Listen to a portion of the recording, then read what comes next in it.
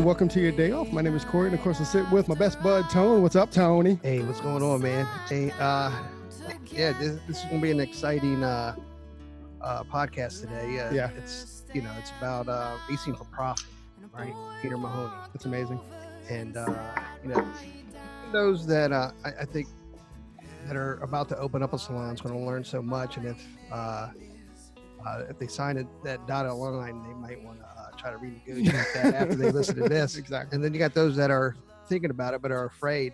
Right. I think this might help them pull the trigger a little bit if they listen through the podcast to get all these benefits. To start their own salons and stuff, right? 100%.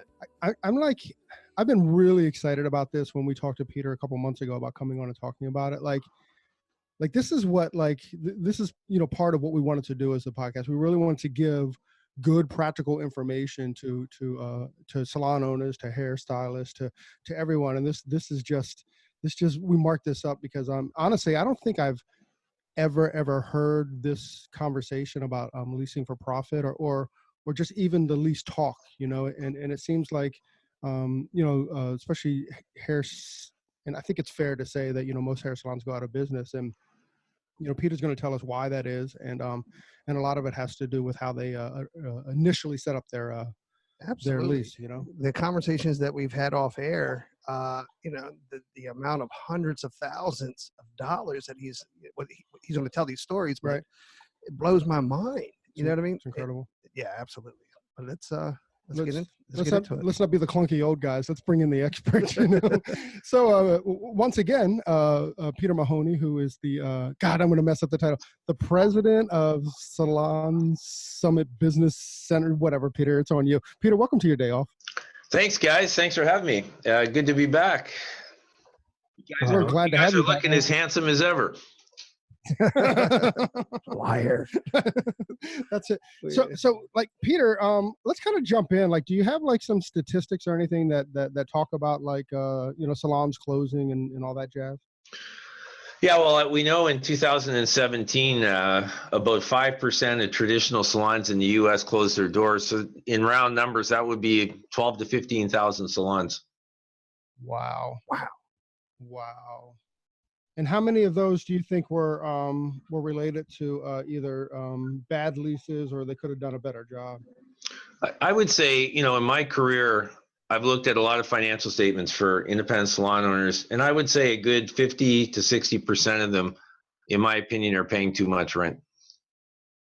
Wow. So, I mean, in that number, man, you're talking about 7,500 salons may have possibly saved their business. Had they just on day one. It's so funny because it's on day one you have to make that decision. It's not something that you can kind of learn. Right? It's like, well, you're going to learn today. Right. That's awesome, Peter. Well, that's the fundamental problem is that if you think about it, when you're opening a new salon, so at the point in your career where you have the least amount of experience and the least amount of information about running a successful business, you're expected to make one of the most important decisions. So that's not a combination that goes together real well. Well, hopefully we can give them some information today then that will help them through that. Go ahead, sir. I was just going to say, I just can't wait I got my pen in hand and my paper. I'm ready to take these notes. All right, Peter, where do we get started, bud? Well, I mean, I guess we could start at the end, and what I could, some real practical advice to give salon owners is, it's kind of think about it when you buy, you're going to buy or lease a car. So, your initially, it's just all the excitement about the car, the way it looks, the color, the options, and then it comes down to, okay, here's the monthly payment I got to make. So then you've got to evaluate that payment against your income to decide whether or not you can afford it. Well, it's no different when you're going to build a salon. Initially the excitement takes over about owning your own business, and then the reality sets in. I got to write this check every month to the landlord. But when salon owners ask themselves the question, can I afford the rent? Most of them don't have a framework to make that decision from, like they do when they're leasing a car, because they can look at their personal income and go, does this work or doesn't it? So the framework I'd like to give you is, you got to think about the total rent, the check that you got to write the landlord as a percent of the sales of your business. And the bottom line is, here's a simple way to think about it. If that rent check is going to be 16% or more of what you think you can produce in sales, you're going to lose money. at 16%, you're going to break even. If you can get that rent to 10%, you're going to make a 4 or 5% profit. If you want to hit a home run, that number can't be more than 5% of your sales. So the number one exercise a salon owner can do before they do anything else is take that rent number and do the backwards math and figure out what the sales have to be. So in other words, here's a simple formula. If the rent's going to be at 16%, you're going to multiply the rent by 6 to get the sales number that you need to do to break even. In order to get the rent to 10% of sales, you're going to multiply the rent by 10. And in order to get it to 5, you're going to multiply it by 20. So here's a simple concept. If the total amount that I have to pay a landlord is, let's say it's $4,000 a month. So that's the rent, the common area, all of the crap that they're going to bill me for comes to $4,000. If I multiply that by 16, what it means is I got to do $64,000 a month in sales to break even. If I want to make a profit, I got to do 40,000. Sorry, if I want to break even, I've got to do 4,000 times 6, 24,000 a month in sales to break even. If I want to make a decent profit, I've got to do 40. And if I want to hit a home run, I've got to multiply it by 20. I got to do 80,000 a month. Wow. Like I mean, just that simple number. Like, how can you even project out? Like, now clearly I'm not a salon owner, you know, like on a big scale, but like, how can you even project out that you can do like 80,000 a month or something, you know? Well, so here's the point though, if you think about it, so we know that, you know, an average service provider is going to do 5,000 a month. So to do 80, I got to have 16 service providers. So if I'm sitting here, you know, 6 months from opening this business and I don't have any employees, the probability of me finding 16 people producing that kind of revenue is 0. So that's not a deal that I should sign. It's just not a deal that I should, you know, so you have to really look at the quality of the location, your own ability, what you believe is possible, and then you look at what you're paying in rent and you have to make a decision, is this really doable or not? And if it's not, then my strategy is to do it backwards and say, okay, what is doable? So what I try to do is figure out what I think I can do in sales, and then I do the backwards math and I go to the landlord and say, here's what I'm willing to pay in rent and here's why. And oftentimes you can be very successful at that because the landlord understands the logic. Right. So that's a negotiation tactic for you then. So I think I do X amount of dollars per month. So my rent needs to be, that's pretty smart actually. So Peter, when you said that, you know, you needed your service providers to provide, would you say like 5,000 a month or something? That's bringing into the house. That's not like your service provider cut or anything, right? That's the total. That's gross. Yeah, that's gross sales. Yep. That's pretty awesome. So a simple rule of thumb would be like, just to make it really simple. When a salon owner knows what the gross rent is, the simple rule of thumb would be multiply it by 10, because at that level, you're making a reasonable profit. If you don't think that you can produce that level of sales on average over the term of the lease, then you probably shouldn't sign the deal. So if the rent's $4,000 a month, I got to believe that over a 5-year period of time or the duration of that lease, I can average 40,000 a month in sales. If I can't do that, then I probably shouldn't sign that deal. Wow. So even at 4,000 a month, I mean, you need to make sure that you have that 4,000 is covering enough square footage where you can bring in, you know, whatever 10 hairdressers or whatever number that is, right? I mean, exactly. You can't do 1,000 out of a single unit. Yeah, you need to be doing it in terms of square footage. You probably need to be doing $500 to $600 a square foot to really be utilizing that space efficiently. Wow. So how does that math work with the other math? Okay, so here would be a rule of thumb. So if I said, okay, I got to pay $4,000 in rent, I need to do $40,000 a month in sales. That's going to be on an annual basis. That's going to be $480,000 in sales. If I divide that by $500 a square foot, I'm going to get roughly 1,000 square feet. So that's 1,000 square foot space in essence. That I should be able to do that out of 1,000 square feet. So 480,000.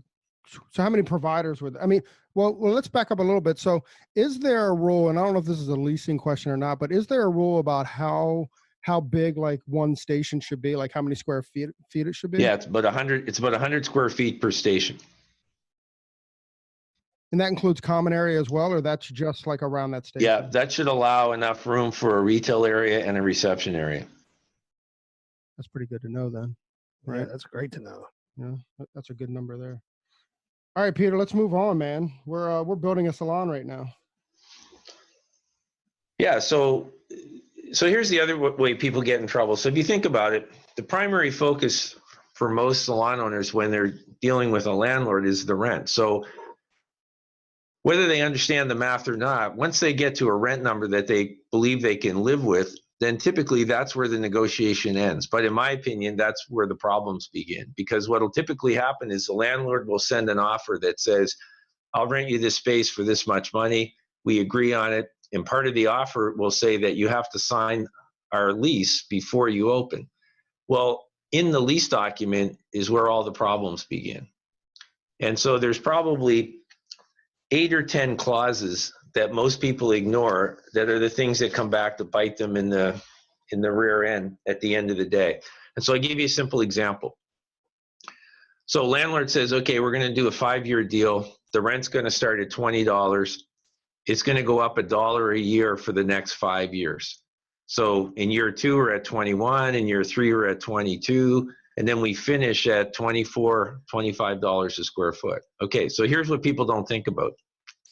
When I go to negotiate the renewal on that lease, I'm now negotiating from $25. But the truth is, the average of what I paid over that 5 years was $22.50. I would have been way better off to sign a 5-year lease at $22.50 than a lease that goes up $1 a year, because then I'd be negotiating from $22.50 5 years later instead of from $25. So what I've done is I've just given the landlord a 10% increase in the rent before we even start negotiating. Wow, that's sneaky. Brilliant. Yeah, sneaky landlord guy. Wow, that's amazing. Actually, that is. Does that also work? Like, I know that some leases are set on like a 3% bump every year. Is that kind of the same rule? Yeah, same rule of thumb. So what's happening is if you take that 3% bump and you do the math, what I would do is I would go to the average of that rent and I would try to get out of that 3% and just get a fixed number that's that's the average of that 3% over the 5 years, because then I'm negotiating. See, the reason they do the 3% is for exactly what I'm describing to you, because most people don't do the math and it just seems like, oh, 3%, what's 3%? Well, you do 3% a year for 10, 15, or 20 years, and it's an enormous amount of money, right? It's like a third, right? I'm going to go back and I'm going to try that one. try to renegotiate my lease. Right. All right. What are the other clauses, Peter, that we have to be aware of? So the other thing is exclusivity or restrictive covenants. So these kind of work hand in hand. So typically, the way you have to think about this is the document the landlord sends the tenant will be completely stacked in the landlord's favor. What you're trying to do is get it completely stacked in your favor, but ultimately you're going to settle somewhere in the middle. So what the landlord will typically say is that we don't grant exclusivity to anybody, but we also want a radius clause that says you won't open another salon within a certain perimeter of our shopping center. Well, in my opinion, you can't have it both ways. So if you give me exclusivity, then I'll give you a radius clause. But if you're not going to give me exclusivity, I'm not giving you a radius clause.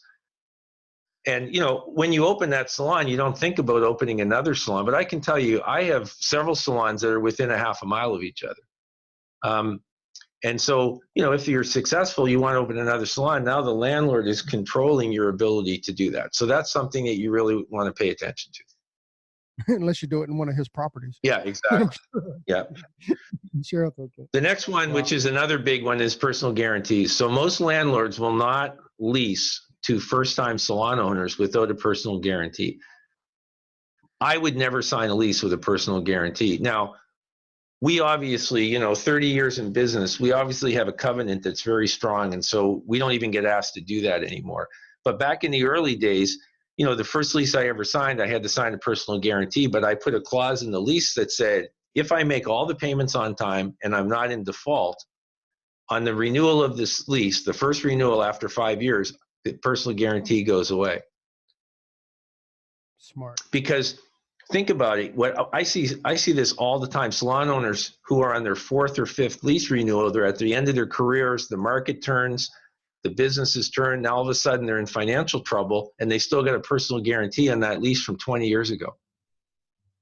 That's crazy. They could have got out of that guarantee 5 times, but they didn't bother. And now they've got a problem because now their personal assets are up against that lease, which means that, if they default, the landlord can go after their home, can go after all of their personal assets. When they signed the lease, they probably didn't have a lot to lose, but now they do.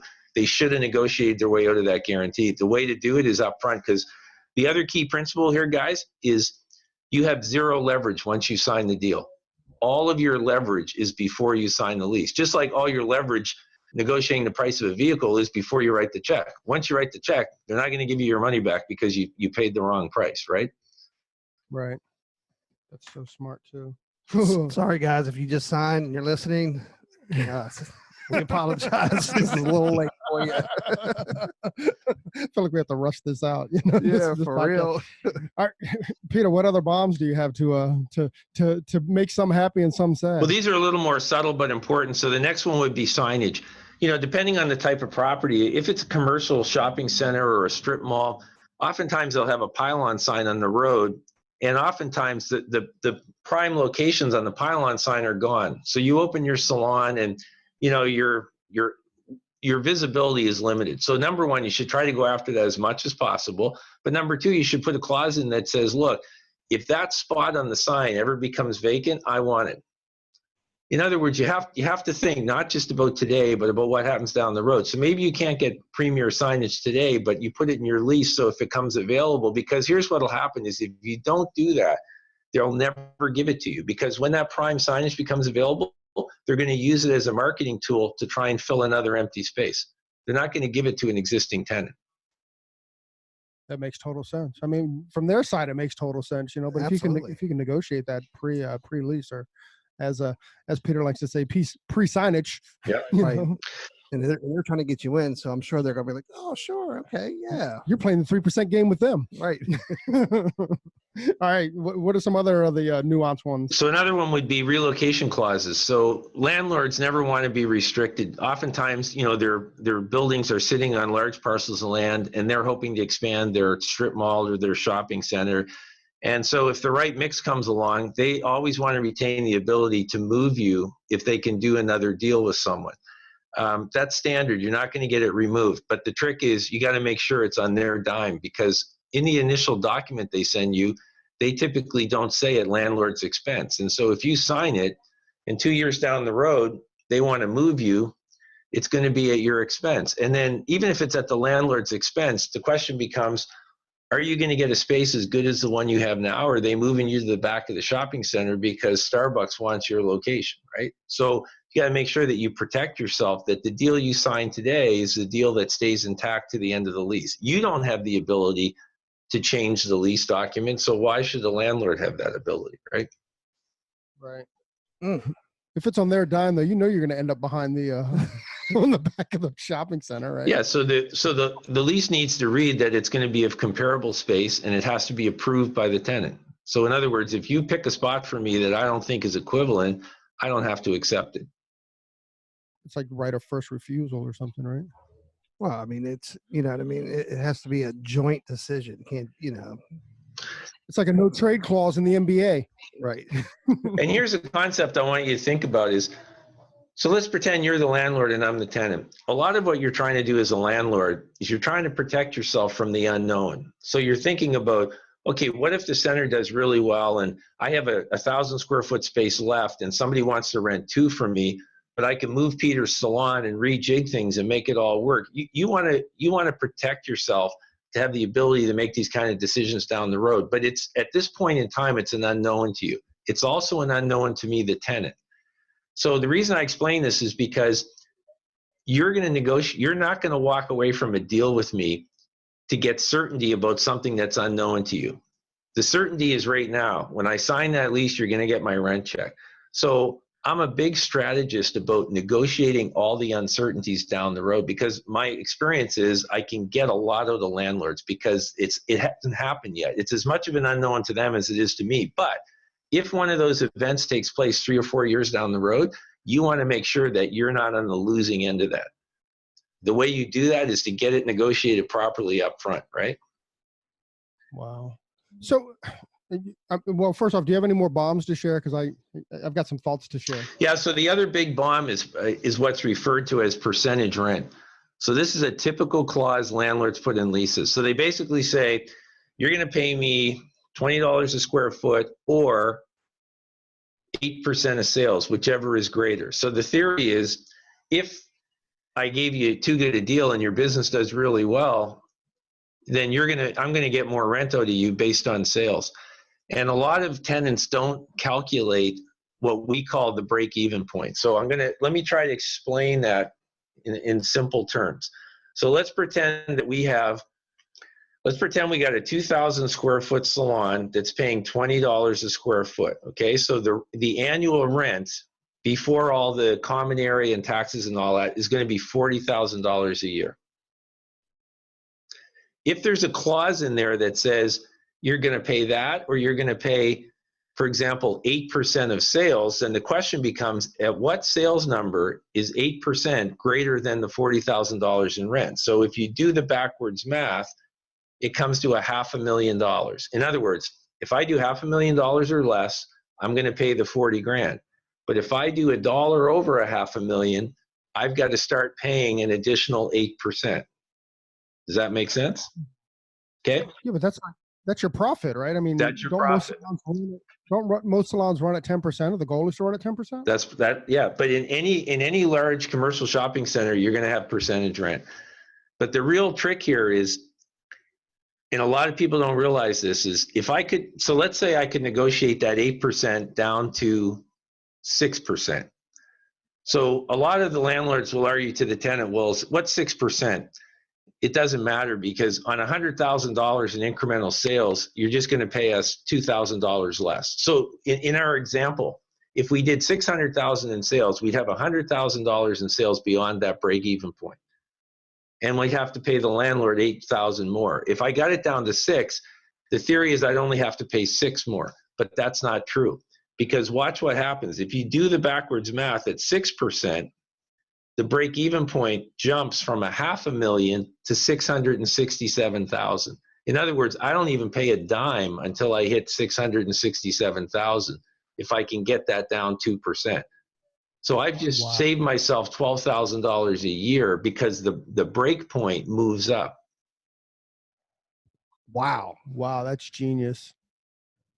Slimy landlords. And you've been successful negotiating. Yeah. The 8 to 6. Yeah, I don't have a percentage rent clause in the lease today that's higher than 5%, and most of mine are now at 4. But the landlord will try to get it at 8. So the bottom line is, if you can't negotiate out of it, I would never do one higher than 5%. And if you push hard enough, the landlord will accept it. All right, more bombs, Peter. That's whoo. So the other one would be landlord's work. So oftentimes, to induce tenants, the landlords will say, we'll do some of the work. So you have to be very clear on what they're doing and what they're not doing, because they use all kinds of funky language. You know, are they bringing the power to the premises? Are they bringing the water to the premises? So what exactly are they responsible for? What are you responsible for? Because even on a 1,000 square foot salon, the difference in the language can be $20,000, $30,000. If you're taking the space as is, what does that mean? You don't know what you're dealing with. You could be dealing with environmental issues. You could be dealing with, concrete floors that have to be removed. That's classic for landlords. When you're taking over an existing space, they want to rent it to you as is. Well, what does that mean? You need to get very clear on what that is, right? The other one is extensions and renewal clauses. Okay, so let's go back to our example.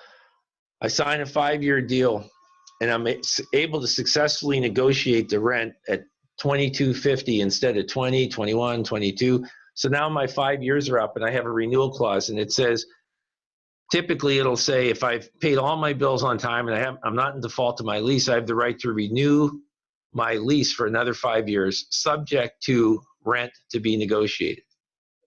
Well, that clause is completely useless, because at the end of the day, I'm nowhere. I mean, the landlord can tell me, oh, the space is worth $30 now. What am I going to do? Am I going to walk away? The landlord knows I'm not going to walk away, because if I've dumped $100,000 worth of leaseholds into that, it's going to cost me $100,000 to move the salon, so I'm stuck. So the bottom line is, on any of these deals, you should be trying to get, in my opinion, 15 to 20 years of fixed deals, but in 5-year increments. So I want a lease that says I'm going to pay $22.50 for 5 years, and then if I want to renew, I'm going to pay $24 for the next 5, and then if I want to renew again, I'm going to pay $26 for the next 5, because then it's in my court. If I get to the renewal and I'm supposed to pay 24 and the market has dropped, and I think market rent has fallen to 20, I can always walk away. Or I can say to the landlord, I'm paying 20 or I'm walking. But if I don't fix the rent, then I'm playing into the landlord's hand. I've lost my leverage, right? That's crazy. It's just like, but you know, like when Peter opened up and he was like, you know, you're so excited when you buy the when you're getting into the salon, and like it's an exciting time in your life, you know. But you know how he's setting it up for 15 to 20 years worth of success. Yeah. You know, like and it's amazing, because also, like he said, like, you know nothing. You don't even know what you don't know, you know? Yeah. So, and how these leases are set up and stuff. Well, that's crazy. And so the other common thing that landlords will do to force, it's like a poker game. You know, why do you have blinds in poker? To force people to bet. Well, what landlords do is they'll put a clause in the lease that says, if we can't successfully negotiate the renewal, so if it says rent to be negotiated, and you're still in the premises after the date the lease expires, you're considered to be what we call on hold as a tenant. And the on hold rent is often 50% more than the rent you're paying. So basically what they're saying to you is, if we don't get this deal done by the time your lease expires, your rent goes up 50% till we sign a new lease. So what that forces you to do is to negotiate. And if your rent is only going to go up by 10 or 15%, you think you got a deal, versus the 50. So you got to get that out of the lease, right? In other words, if you're overholding on a lease, the rent should be the rent you're paying now and no more. Wow. That's incredible. And is that spelled out, the 50%? Yes. Is that spelled out? Yeah, almost every commercial lease on the planet has that clause in it. But the problem is that, and here's the other thing, you know, no disrespect to our friends in the accounting field or the legal field, but you can run these leases by 100 lawyers and they'll never tell you any of this, because all they're looking for is to see if the document is legal. They're not looking at the commercial terms of the lease, because quite frankly, a lot of them don't understand them. And so if a lot of salon owners, they really default to their solicitor for advice, but in my experience, they don't give them good advice. If you're going to send this to a solicitor, it needs to be somebody who specializes in leasing and in negotiating of leases. So that's why, you know, we actually have a person at Summit. That's all they do, is we help salon owners negotiate a better lease. So we look at the document, we show them where all the pitfalls are, and we send them our recommendations on how they should go back to the landlord. All right. I mean, with that, I guess this is a good segue then. So Peter, do you guys offer this to all salon owners or just to Summit members? No, to all salon owners. So, and then I guess there's a premium for that? Yeah, so they can access this service online through summitsalon.com if they contact financial services. So we have two different fees. One, if we get involved in the negotiation, but honestly, we don't need to. I think the real value for them is we'll read their existing document or the offer, and we'll highlight all the areas where we feel they're potentially getting taken advantage of, and then we'll give them what we believe to be a negotiating strategy that then they can go back to the landlord with. And depending on the size of the document, it costs anywhere from $500 to $1,500 to do that. But in my opinion, they'll save that in spades if they take our advice, right? Absolutely. Some of the stories that we talked about prior to starting this podcast, I mean, you saved some salon owners hundreds of thousands of dollars throughout their lease contract. Yeah, I did a deal recently with a gentleman in San Francisco who was opening a salon, and from the document he was prepared to sign and the document that we negotiated to be signed, there was a difference over the first 10 years of the lease of over $600,000. I mean, So $1,500 sounds like a bargain, right? I know, right? I mean, that's 60,000 a year, right? Yeah. Like, think about that. Like, how are you bringing 60,000 a year into your business?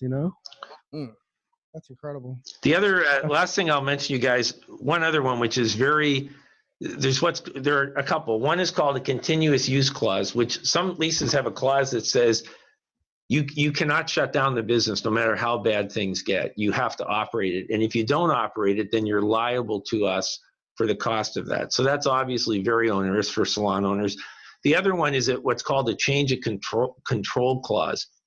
And so there's oftentimes a clause in the lease that says, if my company changes control, the lease opens back up again. So here would be an example. I own a salon, it's successful. I want to retire and I want to sell it to my employees. Well, there's the clause. So then when I go to do that transaction, I'm now changing control of the company. So I no longer am in control of somebody else's. Well, the lease document says, oh, guess what? That lease is now opened back up.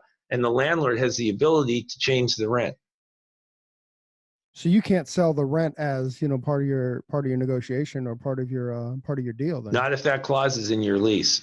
So that's a no-fly zone. Like, you have to get that removed from the lease. Otherwise, what the landlord is really saying is, I want to put my hand in your pocket and I want some of the profit from your business if you sell it, which to me is completely unreasonable. Right? That's crazy. You're right. That's just silliness. Just wrong. It is kind of wrong. But business. That's what they do. So Peter, okay. So, listen, we've given a lot, but I mean, the reality is like, I'm a first time salon owner. I've done really, really well from behind the chair for 10 years. I'm 31 years old. I'm looking to open my salon, and are landlords willing to negotiate a lot of this stuff out, even though it's your first go at it? Does that make sense? Yeah, I think they absolutely are, because at the end of the day, what they're most interested in is the rent. And as I said, all these other things I'm describing to you are their way of protecting themselves from future events that haven't happened yet. So they're much more open to negotiate those events than they are the financial terms of the current deal.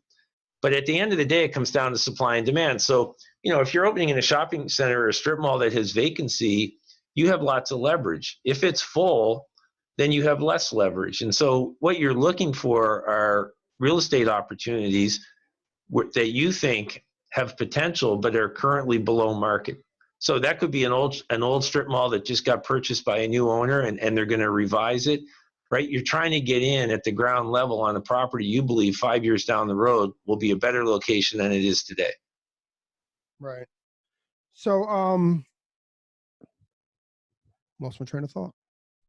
It was on that. Oh, so let's say, you gave us like 10 things to look in the lease and to negotiate out. Is there a top 5 if they're not willing to do all 10? Is there a top 5 that you're like, you have to get these out or you have to get these negotiated? Like what are the out of the 10 What's the deal breakers on our side, right? Yeah, that's fair. Yeah, so here are the deal breakers for me. So number one, you've got to find out what the total rent is you're going to pay. You got to multiply it by 10, and you got to believe that you can do that amount of sales on average every month for however long you think you're going to be in that salon. If you don't believe you can achieve that number, then you got a bad deal. That's number one. Number two, you've got to get out of the personal guarantee, because that's your downside risk, right? And if you can't get out of it immediately, then you've got to get out of it upon renewal. Because once you've demonstrated to the landlord your ability to pay, at some point, they should be willing to release you from that. That just sounds fair on everyone's level, right? That's number two. Number three, try and eliminate any percentage rent clauses or any additional rent clauses. Awesome. Number four, get as much time as you can in 5-year increments. So you don't want to sign a 20-year lease, because then you're stuck for 20 years. You don't want to sign a 10-year lease, you're stuck for 10 years. What you want to sign is a 5-year lease with 3 5-year options, because now you've got 20 years if you want to be there, but every 5 years you get to make a decision whether you want to stay or not based on your deal, right? And you should try to get the rents negotiated up front for at least the first 2. Love that. And if we had a number 5? If we had a number 5, it would really be for me about things like relocation, exclusivity, anything that's going to mess with your business at some point down the road, right? Got it. God, these are just nuggets. Right, but I'm shooting for all 10. Maybe we need a list of 20 so we can shoot for these 10. Right. We need 20 shitty lease deals, right? In the clauses so we can like negotiate down to 10. Man, I mean, I feel out of even the top 5, all 5 have equal power, right? I mean, it's just amazing, mind blowing that none of this I would have looked at, right? I mean, none of it. Yeah. And I also kind of like what Peter gave was like, listen, like you can have the greatest lawyer in the world, but if he doesn't know to look for these things, he's only making sure that it's a legal document. He's not really there in an advisory role, right? No. And the problem with brokers is, if you think about it, if you go out and hire a commercial real estate broker to find you a location, they're collecting their fee from the landlord. So think about it. If I'm a commercial broker and you're a major landlord in my town, do I want to piss you off and fight for my tenant? Because what's going to happen is then you're going to stop doing deals with me, because I don't want to just do a deal with you for this salon. I want to do a deal with you for the coffee shop, for everybody else that wants to rent space. So the trick is, as a tenant, you need to represent somebody. You need to get someone to represent you that you're paying. So if you're using our services, you're paying us. We get nothing from the landlord. So we're negotiating on your behalf. A broker is negotiating really on the landlord's behalf. They're just telling you they're doing it for you, but at the end of the day, they're getting paid by the landlord, right? Right. That's so smart. I mean, go to Summit. Like if you're going to do a deal, go to Summit. At least they'll explain to you what's in your lease, right? $500 to $1,500. Yes. Exactly, No, that's a no-brainer. Does the $1,500, does that include, or is that just like the advice of the lease, or does that, if you get Peter Mahoney's voice as well, or what's the premium for Summit to come in and actually negotiate your lease? Yeah, if we're actually negotiating it, then we would, at the end of the day, go back to the landlord and try and get the fee from the landlord, but we would be negotiating on the tenant's behalf.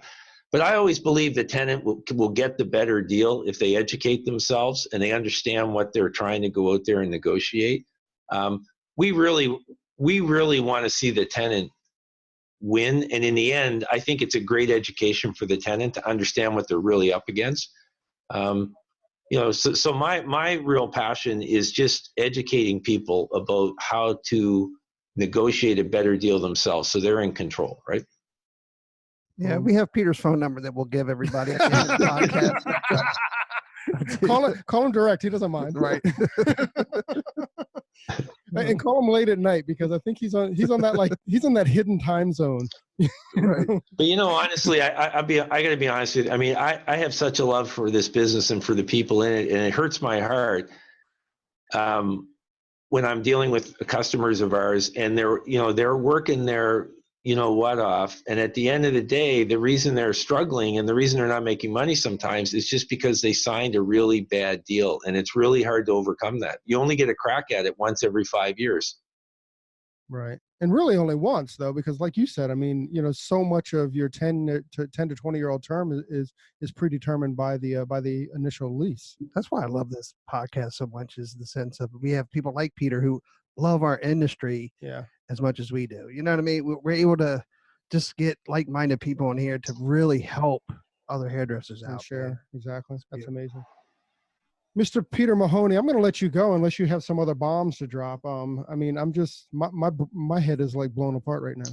No, I think that's it. The only other thing I would say is if there's a listener that's really, really interested about educating themselves more, we have an audio they can access at summitsalon.com where I'm just walking them through basically what we talked about today and educating them on how to better negotiate a lease. And so it's for an investment of $30 or $35, whatever it is, then they can, listen to it over and over again so they really understand. And if they've got a lease document in front of them, they'll see exactly what we're referring to if they take the time to read it. And at the end of the day, I don't think there's any better education than educating yourself, and just making themselves aware of that, right? And get some professional help. It may seem like, gosh, I got to spend $1,000 or $2,000 on this, but trust me, at the end of the day, it's the best money they'll ever spend to get professional advice before they sign on the dotted line. I love that. Amen. Love that. Love that. Love that. Well, Mr. Peter Mahoney and Summit. I mean, I think we can thank Summit too, Absolutely. Thank you, Summit. And thank you, Peter. Thanks for joining us on your day off. My pleasure, guys. Have a great holiday and the best in 2019.